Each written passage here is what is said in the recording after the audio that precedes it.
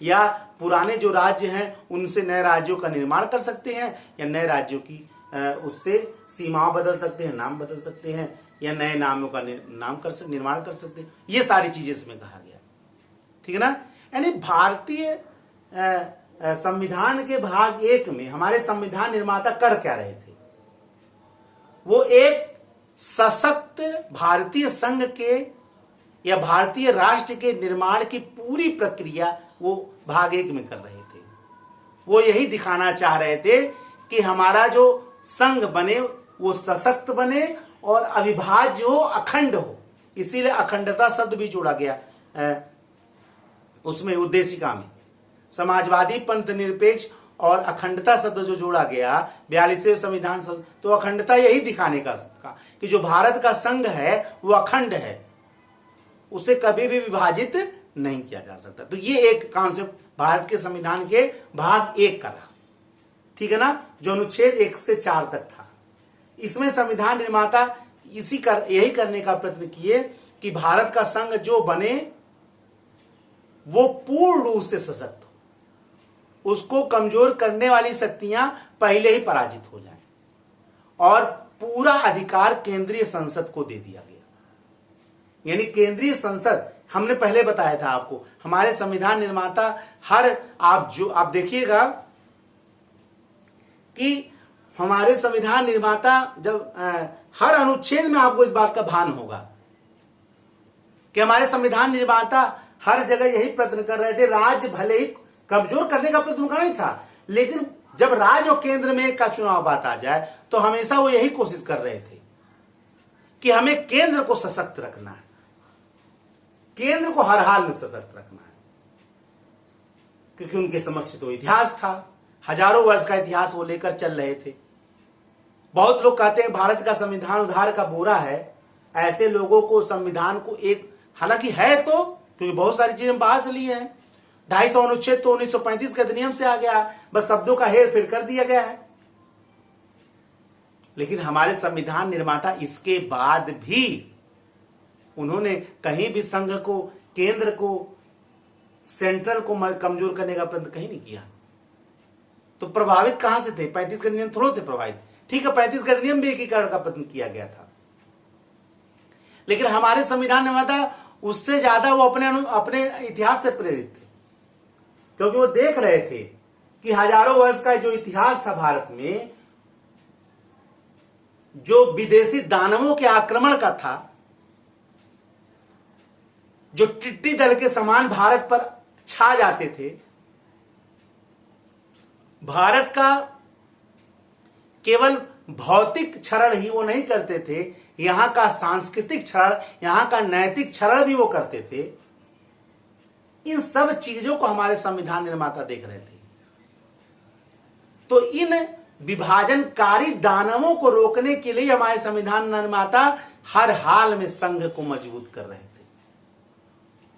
इसलिए अगर हम बार बार केंद्र को मजबूत देखते हैं और बार बार लोग कहते हैं कि अरे ये भारत के संघीय ढांचे को कमजोर करने का प्रयत्न होता है जब केंद्र को यह आदेश देता है, तो ऐसे लोगों को जरूर समझना चाहिए कि हमारे संविधान निर्माता गलत नहीं कर रहे थे। यह करके उन्होंने हर जगह केंद्र को मजबूत करने का प्रयत्न किया है, क्योंकि वो इतिहास से सीख ले रहे थे। और इतिहास होता ही इसलिए,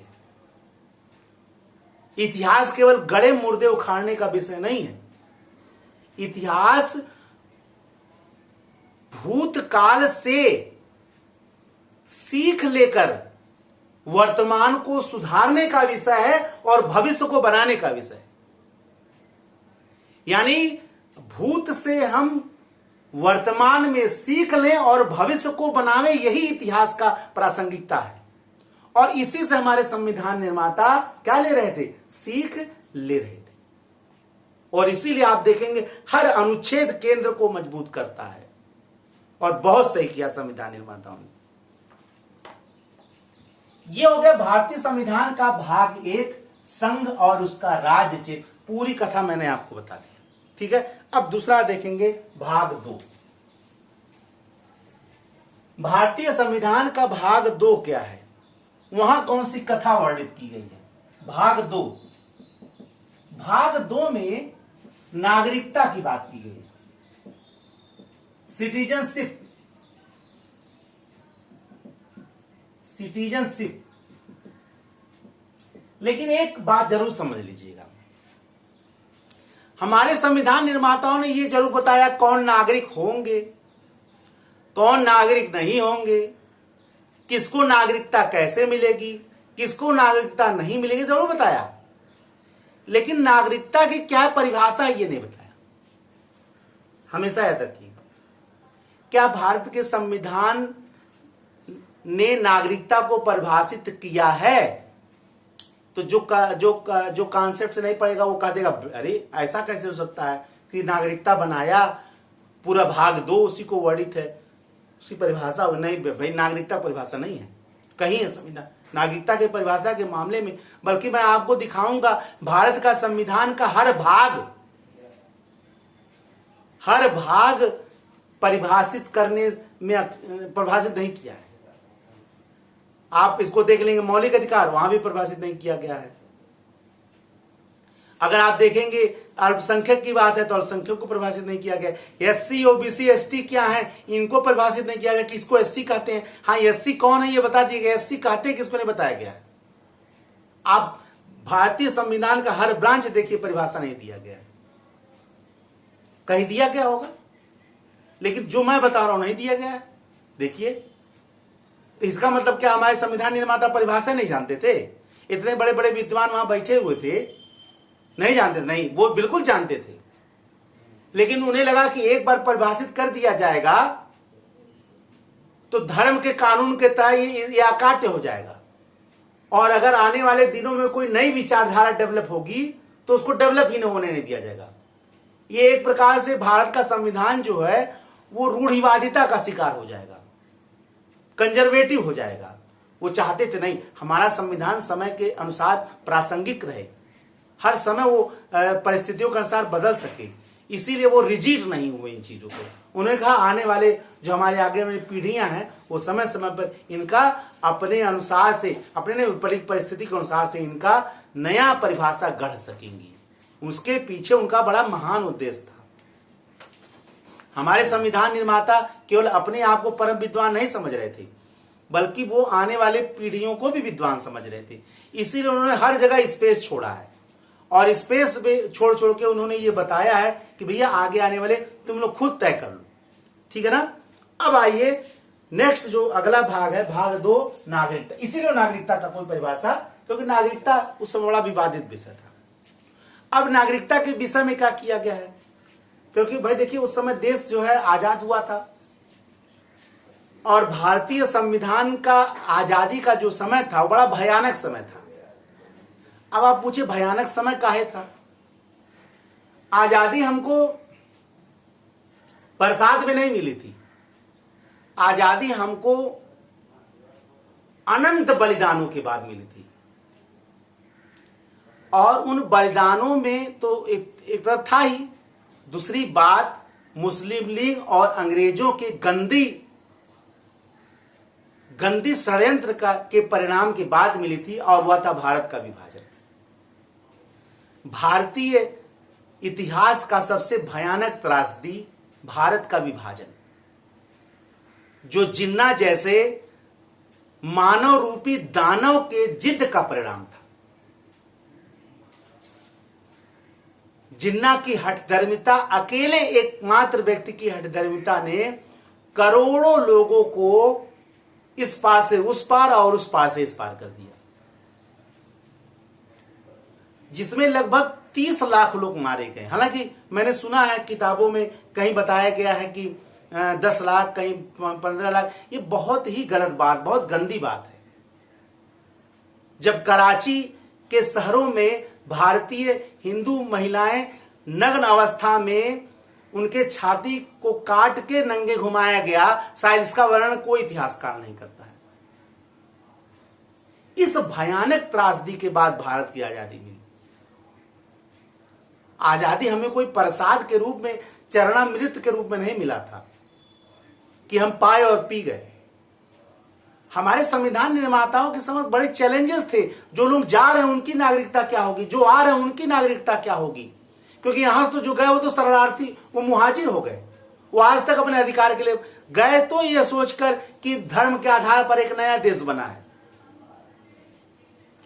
जिन्ना के दानवीय धर्मता पर तो वो पागल हो ही गए। उन्हें लगा अरे बस करो, एक इस्लामिक कंट्री का निर्माण हो गया, गए वहां मुहाजिर बन गए, वहां के हिंदुओं से ज्यादा उनका बुरा हालत हो गया।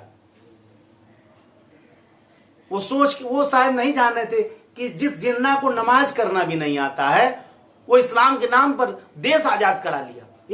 एक आश्चर्य की बात थी। जिस जिन्ना को नमाज करना नहीं आता था, उस जिन्ना ने इस्लाम के नाम पर देश ने विभाजित करवा दिया। चैलेंजेस हमारे संविधान निर्माताओं के समक्ष बड़े थे, और उनमें एक चैलेंजेस में नागरिकता बहुत बड़ा चैलेंज था। इसीलिए जो भारतीय संविधान का दूसरा भाग है वो सिटीजनशिप पर आधारित है। बहुत सारे अनुच्छेद तो उपयोगी रही नहीं गए सिटीजनशिप के। अब 5 और 6 क्या रह गया बताइए? है तो, लेकिन है क्या उपयोग उसका? 5 कह रहा है संविधान के प्रारंभ में नागरिकता की बात कर रहा है। भारत से पाकिस्तान से आने वाले लोग। 6 भारत से पाकिस्तान जाने वाले लोग। तो अब कहां आ रहे हैं? भारत से पाकिस्तान, पाकिस्तान से भारत, अब कहां आते हैं? तब तो ये रद्द ही हो गया। अब इसका कोई मतलब तो नहीं रह गया। लेकिन उस समय इसका तत्काल निर्णय देना था। उस समय इन आर्टिकल्स के बारे में तत्काल जरूरत था, इसलिए तत्काल ला दिया गया। तो बहुत सारे आर्टिकल्स नहीं प्रयोग हैं आज, क्योंकि अब तो नागरिकता का निर्णय ही दूसरे चीज। नागरिकता अधिनियम 1955 के अधिनियम से अब नागरिकता का पूरा कार्य चल रहा है। और नागरिकता अधिकार कोई संविधान बल्कि कानूनी अधिकार है, ये भी देखिए। लेकिन उस समय इसकी बहुत जरूरत थी, इसीलिए हमारे संविधान निर्माताओं ने तत्काल इसका वर्णन कर दिया कि भैया आ रहे हैं लोग, जा रहे हैं लोग, कैसे इसका निर्णय होगा। एक बहुत बड़ी आबादी विस्थापित हो रही है, तो तत्काल इसका वर्णन कर दो, तत्काल बता दो कौन होंगे कौन नहीं होंगे। ठीक है ना? भले इन आर्टिकल का प्रयोग अब भले ही ना हो रहा हो, लेकिन तत्काल बता दिया गया कि भाई नहीं, ये करना है। ठीक है ना? तो भारत के संविधान का यह भाग बताता है कौन भारत का नागरिक होगा, कौन भारत का नागरिक नहीं होगा। पाकिस्तान से भारत आने वाले लोग, भारत से पाकिस्तान जाने वाले लोग, ये सब बता दिया गया इसमें। ठीक है? फिर उसमें विदेश में पैदा होने वाले लोग, भारतीय उद्भव के लोग जो विदेश में पैदा हो रहे हैं, उनकी नागरिकता कैसे होगी, ये भी बता दिया गया। ठीक है? और इसमें आर्टिकल 9 जो बताया गया, उसमें यह कहा गया कि अगर कोई व्यक्ति स्वेच्छा से विदेशी नागरिकता ग्रहण कर लेता है तो उसकी भारत की नागरिकता अपने आप समाप्त हो जाएगी। तो आर्टिकल से ज्यादा हम लोग आज ये समझे कि इस भाग में जो नागरिकता का प्रावधान है वो कैसे बता रहा है कि भारत की नागरिकता कैसे मिलेगी और भारत की नागरिकता कैसे जाएगी। क्योंकि नागरिकता तो हम लोग अलग चैप्टर में पढ़ेंगे, लेकिन आज हम इस भाग के तहत जान लें। देखिए, इस भाग का जो सबसे इंपॉर्टेंट जो अभी मैंने बता दिया वो 5, 6 और 7 तो लगभग ये सब हो ही गया, 8 भी लगभग हो गया, और बहुत ज्यादा इसका प्रयोग नहीं है। 9 का ये प्रयोग है कि हाँ, अगर विदेश का नागरिकता ले लेंगे तो वो आपकी नागरिकता चली जाएगी। 10 भी ये कह रहा है कि नागरिकता का अधिकार जो है वो बना रहेगा, मतलब उसको संसद के नियम के द्वारा ही हटाया जा सकता, कोई मनमानी नहीं छीन सकता। ठीक है? और 11 ये बता रहा कि हाँ, संसद के को अधिकार है कि वो कानून के द्वारा या विधि के द्वारा, विनियमों द्वारा वो जो प्रावधान है नागरिकता के प्रावधान को उनको विनियमित कर सकती है। ठीक है ना? लेकिन इन सबसे ज्यादा महत्वपूर्ण हो गया नागरिकता अधिनियम 1955 जो बता रहा है कि कैसे भारत की नागरिकता मिलेगी, कैसे भारत की नागरिकता जाएगी। तो नागरिकता अधिनियम 1955 के तहत जनन द्वारा, वंश परंपरा द्वारा, अर्जित क्षेत्र के विलयन द्वारा, देशीकरण द्वारा, ये विभिन्न प्रकार हैं जिनके माध्यम से भारत की नागरिकता मिलती है। ऐसे आपने देखा पंजीकरण द्वारा भी मिलती है। आप जहां पंजीकृत कार्यालय है जो भारत सरकार द्वारा विहित की गई है, आप वहां अपने आप को पंजीकृत करा लीजिए, वहां से आपको भारत की नागरिकता मिल जाएगी। हालांकि उसके बहुत सारी शर्तें हैं। भारत की नागरिकता कैसे जाएगी? यदि आप विदेशी नागरिकता अपना रहे, जो आर्टिकल 9 मैंने भी बताया, या आप स्वयं नागरिकता का परित्याग कर दें, या भारत सरकार आपकी नागरिकता का अपहरण कर ले या छीन ले। 3 प्रकार से आप नागरिकता आप चली जाएगी। एक तो आप विदेश की नागरिकता अपना ले, दूसरा आप स्वयं भारत की नागरिकता का परित्याग कर ले, और तीसरा जो है कि आपका भारत सरकार नागरिकता आपका अपहरण कर ले। तो कानूनी अधिकार हो गया ये, ठीक है ना। तो यह संविधान का यह भाग 2 नागरिकता के संबंध में प्रावधान कर रहा है, और बहुत सारे इसके अनुच्छेद जो हैं वो तत्कालिक जो देश को जब विभाजन हुआ, आजादी मिली, तो उस समय के समस्याओं को हल करने के लिए था। हालांकि 1955 का अधिनियम बनाकर वर्तमान और हमेशा के समस्याओं का भी समाधान नागरिकता संबंधी इसी प्रावधान के तहत किया गया है, ठीक है ना। तो आज के लेक्चर में भारत के संविधान का भाग 1 और भाग 2 का वर्णन हमने किया, जिसमें पहला संघ और उसका राज्य क्षेत्र, और दूसरे भाग में नागरिकता के संबंध में प्रावधान था। मेरा ध्यान, हालांकि अनुच्छेदों को मैंने बताया, विषय को बताया, मेरा ध्यान मुक्त उस भाग को और उस भाग के विषय को बताना था। पर्टिकुलर अनुच्छेदों का क्लास अन्य में भी चलेगा। इसी तरह से मैं बाकी जो भाग है सबके बारे में विस्तार से बताऊंगा नेक्स्ट लेक्चर के लिए। तब तक के लिए जय हिंद, जय भारत, वंदे मातरम, धन्यवाद।